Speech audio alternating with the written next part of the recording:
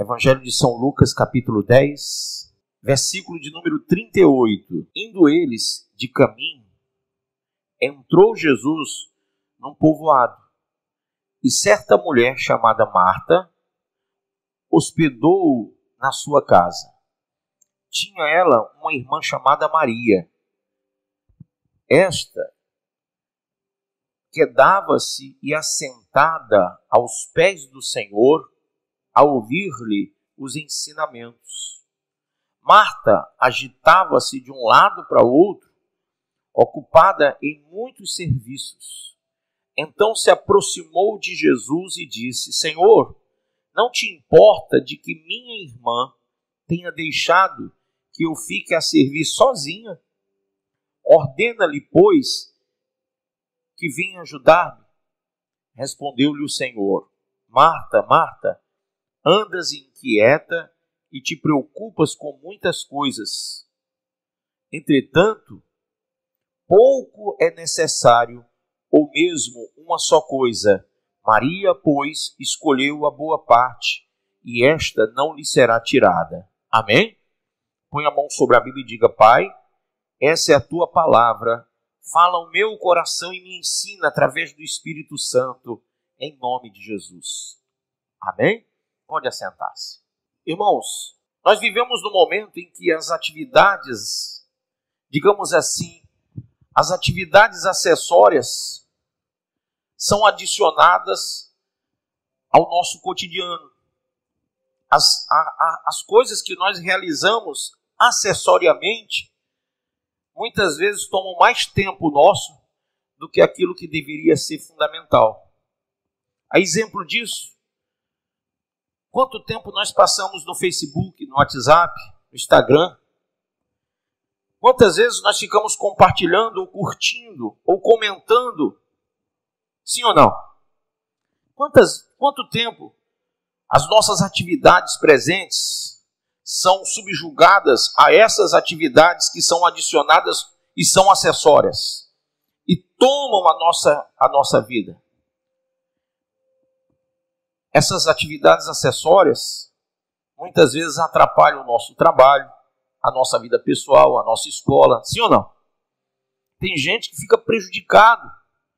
Tem gente que está vivendo uma vida tão cheia de atividades acessórias em vez de atividades fundamentais, que elas já acordam dizendo #acordei. Não acorda só, tem que botar o hashtag lá e botei acordei. Porque ela está totalmente ligada a essas atividades. E conta essa história que haviam duas irmãs, Marta e Maria, um fato acontecido em Betânia. E essas duas mulheres tiveram dois comportamentos que são análogos.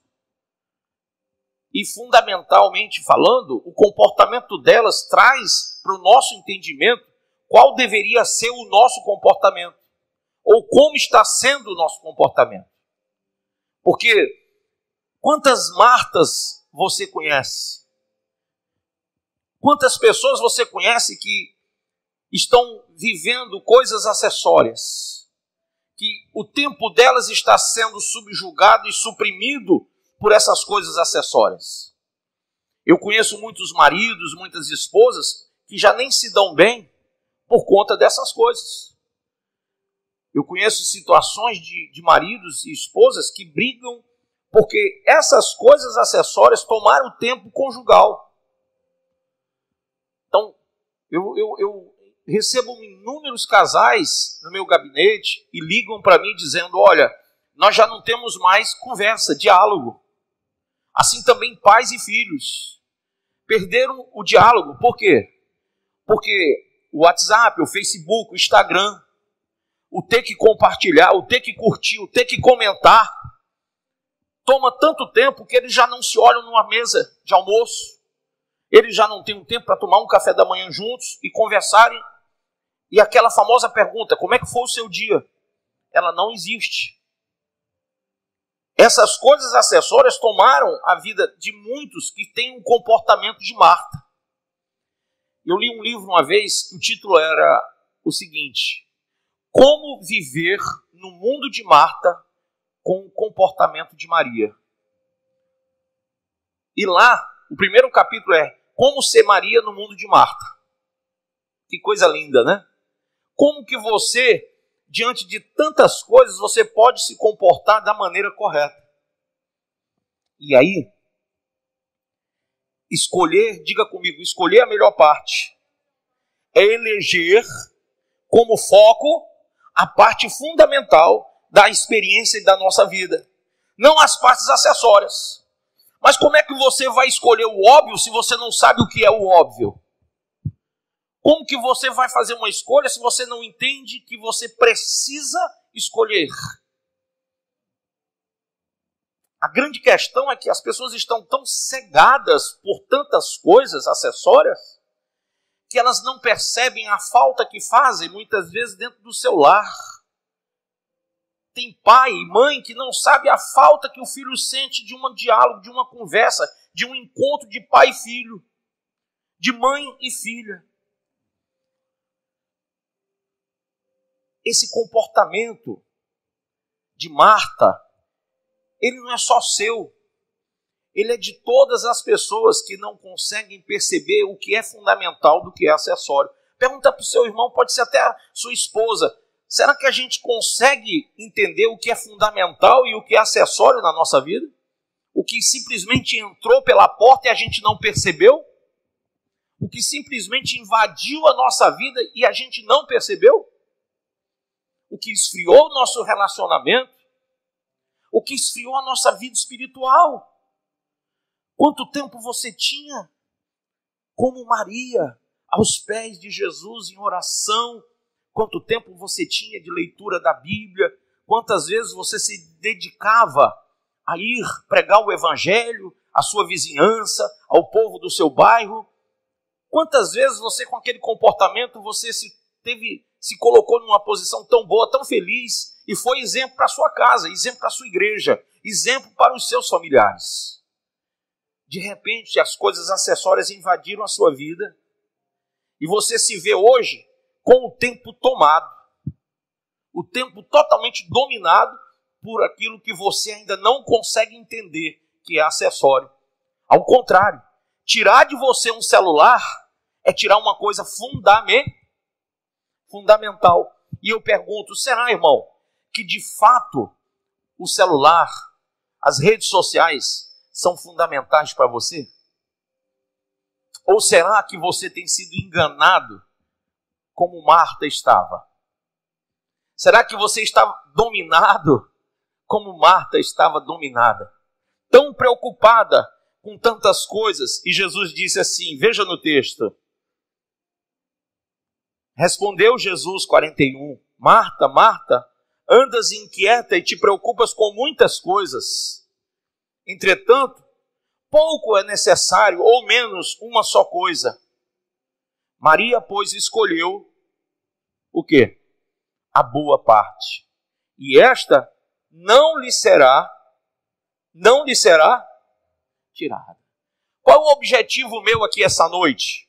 O meu objetivo, o objetivo da igreja, é mostrar para você o óbvio. Que você tem que ser um pai, uma mãe, um filho, um servo de Deus, uma ovelha de verdade. Que você tem que realmente entender e fundamentar sua vida da maneira correta. Jesus uma vez citou uma parábola sobre uma construção feita na areia e outra construção feita sobre a rocha. A que foi feita sobre a areia, quando veio a tempestade e o vento, ela caiu, ela desabou. E aquela que se fundamentou sobre a rocha, permaneceu de pé. Nós podemos perceber que esse texto, Jesus está falando sobre dois tipos de pessoas também. Naquela época, quando eu preguei isso há 30 anos atrás, iniciando a minha vida pastoral, eu me lembro que eu falava de dois tipos de pessoas que têm prioridades. Um fundamentou da forma correta e outro fundamentou da forma errada. Mas hoje, com a distopia que nós observamos, o que é uma distopia? Uma desconstrução absurda do que é óbvio, do que é certo, do que objetivamente não pode faltar na sua vida. Diante disso tudo, nós não falamos mais sobre dois fundamentos, mas falamos sobre um fundamento, algo que foi fundamentado e que não cai, e que não se destrói, porque se você tem noção óbvia do que é fundamental na sua vida, você vai dar prioridade, você vai dar valor ao que realmente tem valor. E do outro lado, você pode observar alguém que está cheio de coisas acessórias, e tem tantas coisas a fazer, e tem tanto prognóstico acessório de vida, que ele não tem tempo para fundamentar o que de fato deveria ser feito. Ele não tem tempo para alicerçar as coisas que de fato deveriam ter sido ou terem sido alicerçadas. Então, eu quero ajudar você essa noite a escolher a melhor parte. Amém? Eu quero te auxiliar a se concentrar no que é fundamental. E no mundo disperso, no mundo de hoje que é tão disperso, é difícil você se concentrar, é difícil você estabelecer focos, é difícil você se exigir em grande esforço para entender o que de fato não pode ser dispensado. Ao contrário disso, o quadro é de uma dispersão, um deslocamento de foco. É como alguém que vai fazer um exame de vista. E quando você coloca aquele colíriozinho que dilata a sua pupila, a primeira coisa, a primeira sensação que você tem é de você não estar enxergando bem as coisas. Você perde o foco. E de fato, essa dispersão, esse deslocamento de foco, ele é sintomático na sociedade de hoje. Ele é sintomático no quadro das estratégias do mundo de hoje. Porque o mundo de hoje tem crescido nessa fundamentação de que você não pode focar em coisas fundamentais, mas sim em coisas acessórias, porque uma pessoa que vive uma vida de coisas acessórias, ela não tem um fundamento, uma lógica, ela não tem uma objetividade de vida, e com isso ela é presa fácil. Por que você acha que as clínicas de psicologia, os psicólogos, os psiquiatras estão cheios de clientes? Os hospitais de pessoas loucas estão cada dia mais lotados. Por que você acha que os cardiologistas têm tanta gente na fila passando mal? Essa falta de foco, essa distopia, essa desconstrução, ela tem trazido tudo isso. Então, a concentração para que você foque no seu ideal. Qual é o ideal? Primeiramente, como que eu posso dizer que algo é ideal antes de saber o que é melhor para mim? Como é que eu posso saber que algo é ideal se eu não sei de fato, eu não entendo de fato o que é bom para mim? Por que você acha que tem muita gente na igreja, mas não estão em Cristo? Por que você acha que as igrejas do século 21 estão sempre cheias de pessoas sem Cristo? Pessoas que estão desfocadas. Pessoas que estão com o seu alicerce totalmente sem fundamento. Quando você cava um alicerce, se você não jogar as pedras de fundamento, se você não colocar as pedras de fundamento, o que acontece? Tudo que você construir ali cai. É obrigatório que você coloque lá os fundamentos da sua construção. Irmão, quais são os fundamentos? Quais são os fundamentos da tua vida? O que de fato interessa a você? Você tem que exigir de você mesmo uma concentração, um monitoramento sobre por que você está titubeando, por que você está se deixando levar, se desviando a sua atenção daquilo que seria o mais importante de tudo. Sabe, Maria está olhando para Jesus, Maria está sentada aos pés de Jesus e Maria está ouvindo Jesus.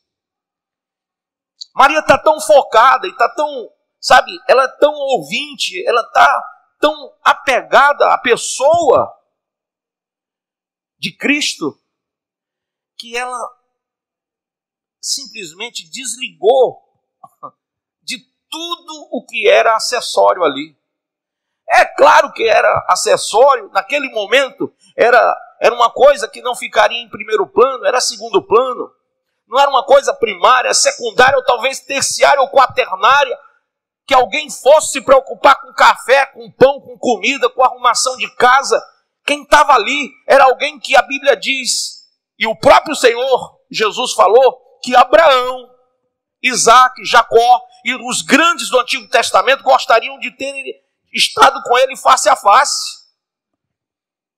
E elas estavam com ele dentro de casa, face a face. Mas Maria conseguiu focar. Maria conseguiu se concentrar.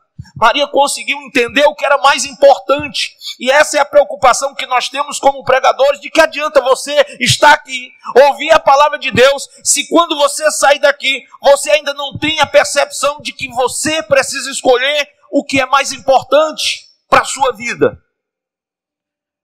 E eu volto à pergunta: como que você vai escolher o que é mais importante para a sua vida, se você nem sabe que precisa escolher isso?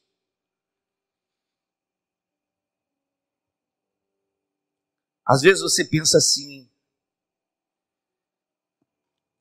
qual é a melhor parte dessa vida toda que você viveu? Você pode dizer qual foi a melhor parte?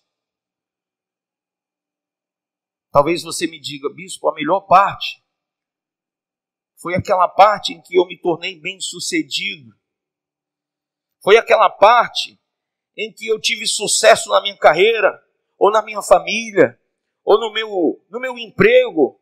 Sabe, eu pude garantir o meu salário. Essa para mim foi a melhor parte. E eu te pergunto, você acha que essa não era a mesma mentalidade de Marta? Ela estava se desgastando, acreditando que dando o seu melhor, naquele momento, lavando, limpando, fazendo comida e ajeitando tudo, ela pensava com ela mesma que isso seria a melhor coisa.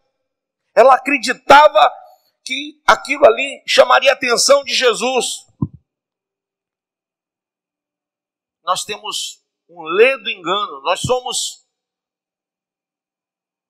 muito, mas muito distantes do Senhor quando pensamos qual é a melhor parte. O fato é que Jesus não olhava e não olhou para Marta como aquela que soube escolher. Jesus olhou para Marta como aquela que não pôde escolher. Não é somente escolha. Ela estava tão atarefada que ela não pôde escolher. Porém, Maria, ela diz: não, a melhor parte está ali. A Bíblia nos diz pelo apóstolo Paulo que nós temos que esquecer das coisas que ficaram para trás e prosseguirmos para o alvo, que é Cristo. A melhor parte é Jesus da sua vida. A melhor parte é quando você entende por que você está no caminho. Por que você recebeu a Cristo como Senhor e Salvador. Enquanto você estiver vivendo nesse mundo de Marta, você vai sempre ser assediado pelas coisas acessórias que vão tentar iludir você. Sabe aquele dia cansativo de trabalho, aquele dia exaustivo de trabalho que você está fazendo, está trabalhando, está labutando, para quê? Para que no final do dia você tenha um resultado pecuniário, você tenha um resultado financeiro. E quando chega no final do dia, você pode fazer um somatório e ver que você não se tornou uma pessoa melhor, porque o dinheiro não muda ninguém, não melhora ninguém. O dinheiro é como a onda do mar que vem e vai. O dinheiro não paga a tua salvação, mas o Senhor, através de Paulo, nos ensinou a Timóteo, escrevendo a Timóteo, que o amor do dinheiro é raiz de todos os males. Quanto tempo que você perdeu? Sabe, quem aqui já perdeu um parente muito próximo que você sente muita falta? Levanta a mão. Lamento, eu também. Mas eu digo para você, se a gente pudesse voltar no tempo e a gente pudesse pensar agora o que seria melhor, estar com aquela pessoa que nós perdemos ou estar nesse alvoroço secular, nessa guerra secular, nesse incêndio humano de trabalhar, de correr atrás disso e daquilo, coisas que vão passar, coisas que não fundamentam o caráter ou a personalidade de alguém, coisas que não alicerçam para a vida eterna, coisas que são realmente, de fato, necessárias, mas nunca serão fundamentais. Será que você não pediria demissão no seu emprego para ter mais tempo com aquela pessoa? Será que você não fecharia a sua empresa para ter mais tempo com aquela pessoa? O que você daria para ter aquela pessoa do seu lado de novo? Vocês me entendem? E às vezes a gente olha para trás e diz, puxa, eu poderia ter ficado mais perto do meu filho, ou do meu pai, ou da minha mãe. Eu poderia ter ficado mais perto do meu irmão, da minha irmã. Eu poderia ter sido mais próximo do meu pastor, da minha igreja. Mas eu estava tão cercado de tantos desejos, de tantas paixões, de tantas vontades, de tantos objetivos que, na verdade, nem objetivavam a minha vida como um todo. Eram objetivos que faziam parte da minha loucura. Eu estava sendo insano em achar que tudo aquilo iria trazer algum fundamento, quando, na verdade, o que você sente hoje é uma grande falta. Você tem um grande buraco no seu peito dizendo, puxa, como faz falta. E quando você se pega pensando, como o teu casamento poderia ter sido melhor, hoje você olha para sua esposa com tanta indiferença e ela olha para você também com desdém. Sabe por quê? Porque naquela época que você poderia ter investido mais, naquela época que você poderia ter objetivado mais um fundamento de um casamento sólido, de um amor verdadeiro, de um romance de verdade. Naquela época em que você colocou Jesus, chamou Deus para ser parceiro seu naquela união conjugal, você tinha tudo para dar certo. Mas você correu como Marta e esqueceu de Maria. Eu queria que você pensasse, antes de me responder, valeu a pena? Valeu a pena, pessoal? Tem valido a pena viver uma vida longe, porém perto? Vim até a casa de Deus, vim até a igreja, mas não ter relação com Deus nenhuma. Porque você está aqui tão preocupado com as coisas lá de fora, tão cheio de tantos pensamentos, de repente até no seu colo está ligado o seu celular, no WhatsApp, no Facebook, e você de vez em quando fica aqui mesmo olhando para mim, fazendo assim, dizendo, pô, será que chegou alguma mensagem para mim? E eu te pergunto, vale a pena isso? Essa desconstrução da tua vida, do teu tempo e da tua trajetória. Da tua trajetória, principalmente da tua trajetória. Eu fico pensando naquele quadro e concluindo que quando Marta ouviu aquilo, talvez fosse a última coisa que ela pensasse que Jesus fosse dizer para ela. Porque Marta foi retratada nessa história como alguém que andava distraída em todos os seus haveres, em todos os seus serviços. Ela é retratada e também a Bíblia diz que ela é diagnosticada por Jesus. Jesus olha para ela e diz, Marta, Marta, estás ansiosa. Não andeis o quê? Ansiosos. Marta, você está afadigada com tantas coisas. Mas uma só é necessária. E Maria escolheu a melhor parte. Marta foi diagnosticada assim. Jesus mostra Marta, Maria, ela tem vontade de me ouvir. Maria tem vontade de se assentar perto de mim, ela tem vontade de vir à igreja, de ouvir a minha voz, de ouvir a minha palavra, ela tem vontade de estar comigo, Marta. Você está ansiosa, você está fadigada, e uma pessoa ansiosa e afadigada, ela não consegue nem sentar numa cadeira dessa e entender o que está sendo pregado aqui essa noite. Por isso que muitas pessoas ouvem com os ouvidos, como disse o profeta. E há um texto do profeta Isaías que fala, e também lá em Atos, o escritor de Atos dos Apóstolos, que alguns teólogos dizem que foi o apóstolo Paulo,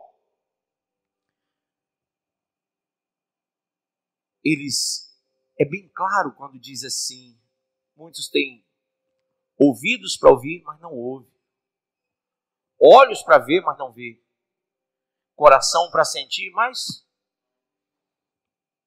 Porque se ouvirem com os ouvidos, verem com os olhos e sentirem em seus corações, serão curados. Serão sarados. Abra aí o que está escrito pelo profeta Isaías, capítulo 40, por 31. A conclusão nessa história é que uma mulher soube escolher a melhor parte. Escolheu a boa parte, a qual não lhe será tirada. Olha, você pode ganhar muito dinheiro, mas um dia alguém vai bater na tua porta e vai te cobrar esse dinheiro que você ganhou. Quem aqui tem contas a pagar? Então, é ilusão. Tudo que você luta para ter, alguém vem e você devolve. Todos os meses. Teus cabelos vão ficando branco como o meu. Está ficando branco. E você só devolvendo. Luta e devolve. Luta e devolve. E quando você constrói uma casa, um castelo de areia, que você diz, agora, minha alma, você pode se arregalar. Agora você pode se alegrar, porque está aí o teu descanso. E você olha para a sua casa bonita, bela, depois de anos e anos, e você com cabelo branco, cansado de tanto ter trabalhado, labutado dia e noite, madrugadas perdidas, e relacionamentos perdidos, e filhos revoltados com você, porque você nunca foi um pai amoroso, uma mãe carinhosa, e um marido revoltado, e você, esposa, chateada com seu marido. Vocês construíram um castelo de areia, porque aquilo nunca será um lar, nunca será uma casa fundamentada. Aí vem a morte. E o que você pensava que era seu, fica para outro. Ou outros que vão brigar. Como dois irmãos chegaram para Jesus brigando por uma herança. E você talvez diga a si mesmo, eu prefiro morrer para não ver meus filhos brigando por herança. Isaías 40, versículo 31 diz assim: mas os que esperam no Senhor renovarão as forças, subirão com asas como águias, correrão e não se cansarão, caminharão e não se afadigarão. Amém. Não se fatigarão. Não. Porque espera no Senhor. Marta não esperou no Senhor. Quem vive no mundo de Marta, na loucura de Marta, não consegue entender o que de fato é importante, o que é fundamental, o que é óbvio. Você está vivo por um tempo. É importante a gente pensar que às vezes você não escolhe o que é certo e o que é bom, a melhor parte, porque você nem sabe que tinha que escolher. Teu tempo é tão corrido, está tão cheio, que você não parou para pensar na melhor parte.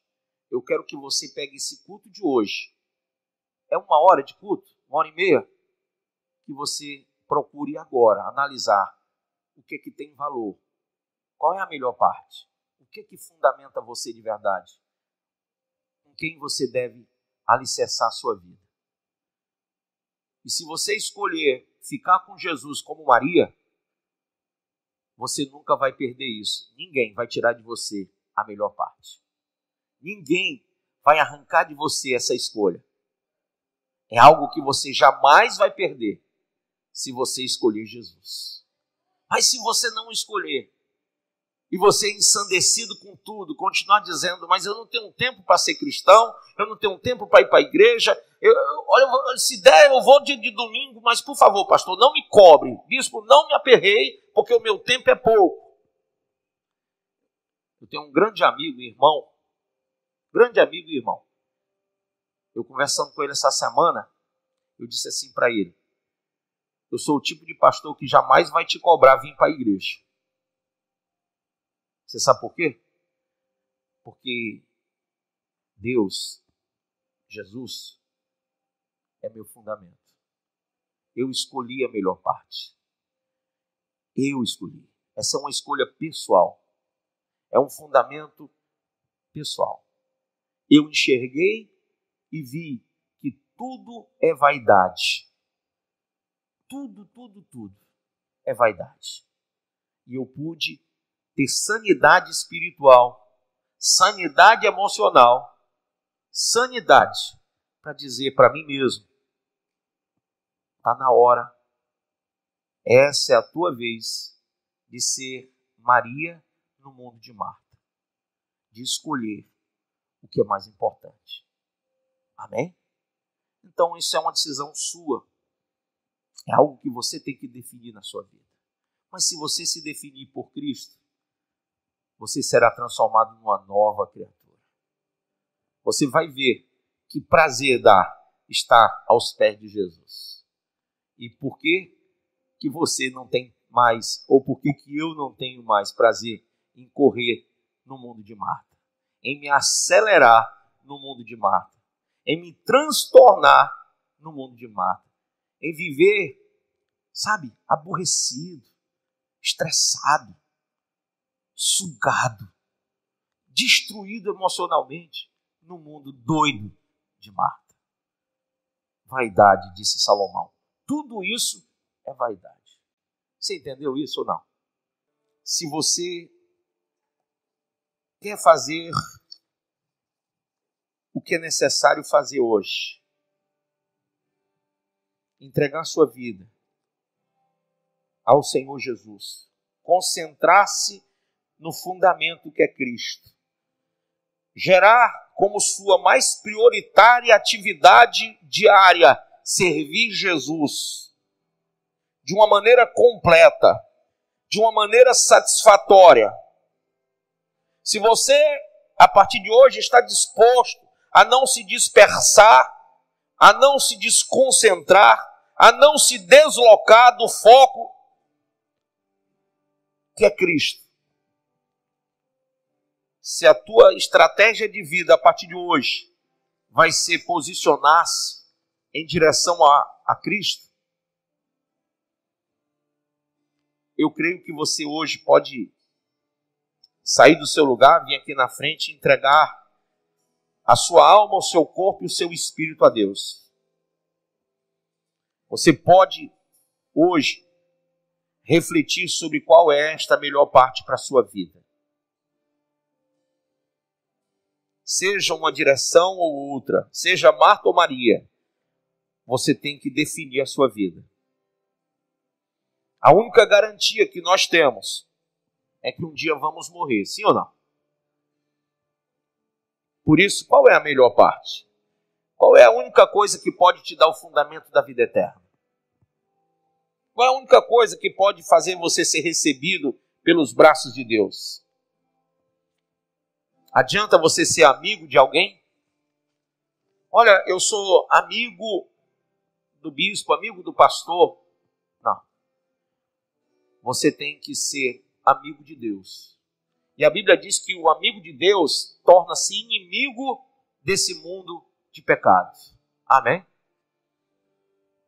Quem hoje quer entregar a sua vida a Cristo objetivamente, prioritariamente, sem reservas e sem resenhas, simplesmente focando no alvo de ser um cristão, de investir o seu tempo, a sua vida para Deus. Sai do seu lugar e vem. Aqui eu quero orar por você aqui na frente. Seja você até já evangélico há muito tempo, mas você como evangélico há muito tempo estava desfocado, estava longe do caminho, da verdade e da vida que você deveria levar. E hoje você veio aqui, ouviu essa palavra e disse para si mesmo: puxa, essa palavra falou comigo, falou o meu coração. Então tira tudo que é acessório do teu ombro e pega aquilo que é fundamental, Jesus. Amém? Sabe, na nossa vida, o tempo é muito, mas muito importante. Bertolt Brecht disse a seguinte frase: que tempos são estes em que temos que defender o que é óbvio? Que tempos são esses? Onde você tem que ouvir o óbvio. Sabe, é óbvio que você veio de um pai e uma mãe, sim ou não? Que tempos são esses que nós temos que defender que uma família é o pai, mãe e a sua prole? Tempo em que a nossa Constituição é alterada pelo âmago, pelo desejo do homem, da imaginação do homem, do pecado do homem.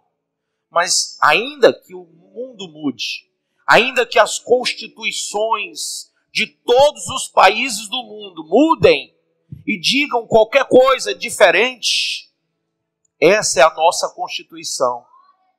E ela diz que Deus criou o homem à sua imagem e à sua semelhança. Macho e fêmea, Deus o formou. Amém? E contra isso, não tem lei nenhuma. Não há lei alguma. E se alguém disser ele é homofóbico, eu digo: e você é cristofóbico, é pastofóbico. E eu começo a dizer tudo que for fóbico que vier na minha cabeça. Mas eu não abro mão do evangelho, porque é o poder de Deus. Amém? Você quer fazer parte do mundo de Maria, mesmo na realidade de Marta? Vem aqui na frente. Eu ainda quero orar por você. Tem jeito para o seu casamento, tem jeito para a sua família, tem jeito para tudo, só não tem jeito para a morte. Mas quando Lázaro morreu, Jesus disse: vem para fora. Então venha até Jesus, venha ao encontro daquele que pode fazer tudo. Eu quero convidar você, papai e mamãe, que estão tão cheios de acessórios, estão tão cheios nessas coisas do mundo, que não tem tempo para os filhos. Ou você, marido, que não tem tempo para a esposa, ou você, esposa, que não tem tempo para conversar com seu esposo. Sabe, quando vocês saem dentro do carro, vocês saem juntos, mas estão tão separados, porque alguém está dirigindo e o outro está no celular. Quando vocês vão jantar ou almoçar, vocês estão tão juntos, mas estão tão separados, porque quando você olha, a família toda está no celular. Vocês moram na mesma casa, mas estão tão separados, porque cada um tem o seu quarto e a sua rede social dentro de uma só casa. Ninguém tem tempo mais para ninguém. Os filhos não aprendem mais com os seus pais. Eles aprendem com o mundo que lhes é mostrado nas redes sociais. E como nem tudo que reluz é ouro, às vezes nós acabamos dando valor a coisas que não prestam e desvalorizando aquilo que mais é óbvio, que mais tem valor, que é a nossa família, a nossa igreja, o nosso Senhor. Por isso, Papai, mamãe, filho, vocês precisam vir aos pés de Jesus. Amém? Vir aos pés de Jesus. Levante suas mãos, pedindo a Ele que te dê essa graça, que te dê a Ele essa compreensão, que te dê hoje essa interação espiritual, que você desconstrua os valores de Marta e refaça ou construa dentro de si valores de Maria, valores que não vão ser perdidos e nem tirados de você. Queira ser um pai, uma mãe que realmente dá ao seu filho o melhor, e o melhor é Jesus. Não é um carro, não é uma casa que você vai trabalhar e deixar de ver o seu filho todo dia para deixar uma herança para ele. Isso não é o melhor para o seu filho. Sabe, o melhor para o seu filho não é o brinquedo da estrela. Não é na minha época, era o Autorama, essas coisas assim. Eu não sei como que é hoje os melhores brinquedos. Meu filho sabe mais do que eu. Mas todas as vezes que eu olho para o quarto do meu filho e os brinquedos que ele tem, eu sempre olho para a escrivaninha dele e vejo a Bíblia dele lá e digo, isso é o melhor que eu dei para o meu filho. E todos os dias, quando meu filho lê 10 capítulos da Bíblia comigo, eu digo, esse é o melhor que eu dei para o meu filho. A minha filha, que já leu a Bíblia toda e é uma obreira da casa de Deus, ela tem estudo, é estudiosa, mas eu sei que o melhor que eu dei para ela é Jesus. E ela hoje é uma serva de Deus. Então, amados, pais, mães, filhos, escolha a melhor parte. Vamos orar. Senhor Deus e Pai, alguns vieram aqui na frente, aos pés do Senhor. Alguns entenderam o prognóstico da vida de Marta. Entenderam o óbvio. Pois nesses tempos, temos que defender o óbvio. Temos que mostrar o óbvio. Como é triste, meu Deus, essa sociedade carcomida, destruída moralmente. Uma sociedade enfadonha. Uma sociedade desprezível, pois ela aflora tudo que é vil, tudo que é corrupto, tudo que é maligno. Uma sociedade que escolheu o mal e não o bem, o errado e não o certo. Escolheram o diabo e não Deus. Esse mundo está cheio de mensagens, de vozes, mas a única voz, a única mensagem que pode nos trazer a salvação vem do Senhor. É óbvio, mas para muitos que estão cegos, que estão nas trevas, é mais óbvio beber, fumar, prostituir, adulterar, mentir, roubar, matar. É mais óbvio andar com os amigos da iniquidade, porfiar por esse mundo, atrás de prazeres, ou de dinheiro, ou de fama, glória desse mundo. Mas nós que ouvimos a tua voz, nós que recebemos o teu Espírito Santo, percebemos que tudo isso é vaidade, que tudo vai passar, mas a tua palavra permanecerá para sempre. Por isso, meu Deus, agora, abre os olhos dos cegos. Está escrito pelo profeta Isaías que o Senhor veio para dar vista aos cegos. E o Senhor citou isso lá, meu Deus, em Nazaré. Por isso agora, meu Pai, eu te peço, eu clamo ao Senhor, que os olhos dos jovens, das crianças, dos adultos e dos idosos que estão nesse lugar, que estão me vendo pela TV, que estão me vendo pelas redes sociais, que agora estão me ouvindo por essa rádio, Senhor, que os olhos e os ouvidos sejam abertos, que o coração seja aberto, dilatado, para perceber o óbvio. O óbvio é que Jesus está vindo buscar a igreja. É óbvio que o mundo parou. É óbvio que o anticristo jaz na terra. É óbvio que o governo mundial se formou. É óbvio que em breve virão 7 anos de grande tribulação. Queira a igreja ou não, seja essa a igreja porfiada, seja essa a igreja apostatada, seja esta a igreja esfriada, mas há um povo que está aquecido pelo fogo de Deus, há um povo que tem os olhos abertos, que tem um coração aberto para Deus, e esse povo se apegará à palavra e ao fogo do Espírito Santo. E este povo, ele é chamado Igreja de Filadélfia. Este povo é a igreja que será levada aos céus, que receberá corpo de glória, porque no mundo de Marta, eles foram como Maria, eles agiram como Maria, eles tiveram o coração de Maria, a intenção de Maria, dando valor ao que de fato tem valor, as suas almas, para que não pereçam no fogo do inferno, mas que sejam salvos eternamente no reino do nosso Deus. Pai, eu te peço em nome de Jesus, abre os olhos para que as pessoas possam ver, elas possam enxergar o mais importante, pois tudo isso vai passar, tudo isso será tirado. Tudo isso será tirado de todos. Meu Deus, mas a parte que não pode e não será tirada é aquela que nós fizemos quando escolhemos servir ao Senhor. Ah, meu Deus, salva os meus irmãos que aceitaram ao Senhor, que estabeleceram agora essa vida espiritual. Salva, Senhor, lava com teu sangue carmesim. Protege, meu Pai, esses jovens, casais, todos os que estão aqui na frente. Protege, meu Pai, dá a eles a salvação. Dá a eles, meu Deus, a couraça da justiça, a armadura que está em Efésios. Preenche os espaços vazios com a Tua palavra e com o Teu Espírito Santo. Sinta a presença do Senhor, você que recebeu a salvação essa noite. Você que entrou no caminho, seja como Maria, não larga a obra, não larga a igreja, não larga a fé, não larga a oração, a leitura da Bíblia.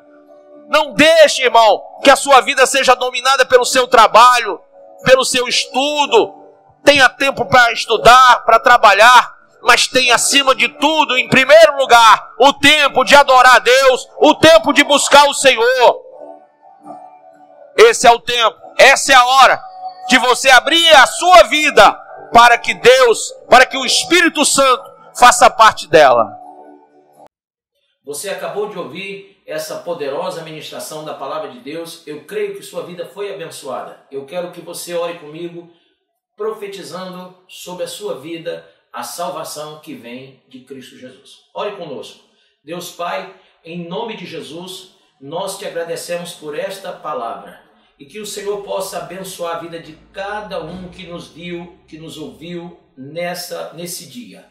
Deus Pai, em nome de Jesus, que esta pessoa esteja agora entregando a sua vida, recebendo a salvação que vem do Senhor. Pois assim, Pai, nós profetizamos salvação, cura, libertação, em nome do Pai, do Filho e do Espírito Santo de Deus. Amém.